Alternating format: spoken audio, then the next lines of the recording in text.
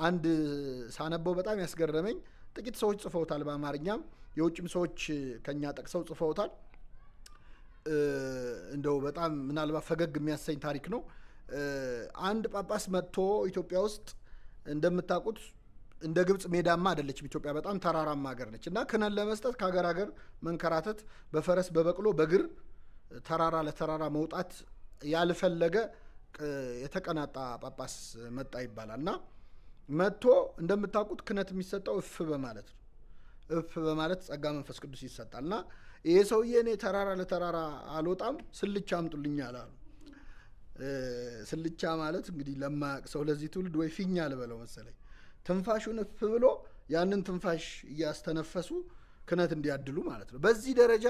የኢትዮጵያ ቤተክርስቲያን ፈተና አይታለች ከኃጢአት ተጠንቀቁ የምንባለው ሰው እንዳያየን ብቻ ሳይሆን አብሮን ውሎ የሚያድር ጠባቂ መልአክ ስላለ ነው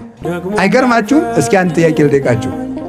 አሁን እኔ ቤታችሁ ቁጭ ብዬ ልብሳችሁን አውለቃችሁ ኃጢአት ትሰራላችሁ ንገሩኝ እንጂ ወይ እንሰራለን ወይ አንሰራም በሉ አሁን አባን የምታፍሩ ከሆነ አንድ መልአክ እንዴት አታፍሩ ማፈር አለብን አይደለም እንዴ መልአክ ህሊናችን ይሄን ስለሚረሳ ነው አንድ ሰይፍ የመዘዘ የእግዚአብሔር ብርሃን የተሳለበት አንዱ መልአክ ብቻ ሰማይን መሰንጠቅ የሚችል መልአክ በፊት ለፊታችን አቁመን ኃጢአት እንሰራለን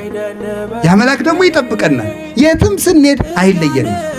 በዚህ ጥበቃ ውስጥ ነው የምንተዳደረው እንደውም የሚገርማችሁ እኮ ጠባቂ መልአክ ባይኖር እኮ አሁን አንዳንድ ጊዜ እንመስለን እግዚአብሔር ከተወኝ ስንት ዓመቱ ይላል ሰው ኧረ ተው እግዚአብሔር ትቶ ነው ውለህ የምትገባ ለሰከንድ እንኳን ማደር አይቻልም የፈለገ ነፍሰ ገዳይ ዘማዊ የረከሰ ሰው ቢኖር እግዚአብሔር ያለ ጥበቃ ትቶ ታድሮ ውሎ ያውቅ የሚያምን ኃጢአተኛ ብቻ አይደለም የማያምኑትን ጭምር ጠባቂ መልአክ አላቸው የማያምኑትን ጭምር እግዚአብሔር ይጠብቃቸዋል ጠብቆ ያሳድራቸዋል